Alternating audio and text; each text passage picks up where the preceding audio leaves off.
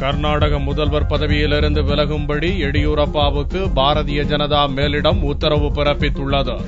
கர்நாடகாவில் சட்டவிரோத சுரங்கத் தொழிலால் கடந்த 2006ஆம் ஆண்டிலிருந்து 2010ஆம் ஆண்டு வரையில் மாநில அரசு கஜானாவுக்கு 16,000 கோடி ரூபாய் இழப்பு ஏற்பட்டதாக கர்நாடக லோக் ஆயுக்தா சந்தோஷ் ஹெக்டே அறிக்கை அளித்தார். முதல்வரின் குடும்பத்தினர் நடத்தும் அறக்கட்டளைக்கு சுரங்கத் தொழிலில் ஈடுபட்டுள்ள கம்பெனிகள் நன்கொடை வழங்கி இருப்பதாகவும் அறிக்கையில் கூறப்பட்டுள்ளது.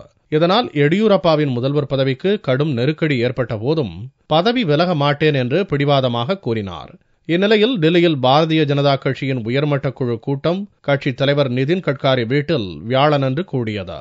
கூட்டத்தில் மூத்த தலைவர் அத்வானி, சுஷ்மா ஸ்வராஜ், அருண் ஜெட்லி, முரளி மனோகர் ஜோஷி, ராஜ்நாத் சிங், வெங்கையா நாயுடு, தர்மேந்திர பிரதான் உள்ளிட்ட பலரும் கலந்து கொண்டனர். முதல்வர் எடியூரப்பா ராஜினாமா கடிதத்தை உடனடியாக அளிக்க வேண்டும் என்று கூட்டத்தில் ஒருமனதாக முடிவெடுக்கப்பட்டது. Today, this morning, the BJP's parliamentary board, All India Parliamentary Board, met at the residence of the National President, Shri Nitin Gadkari.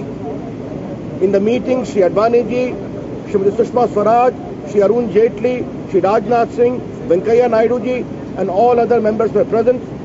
The parliamentary board unanimously decided there has to be a change in the leadership of the BJP legislative party in the state of Karnataka. Accordingly, it has advised Shri Yediyurappa, the present chief minister, to tender his resignation immediately.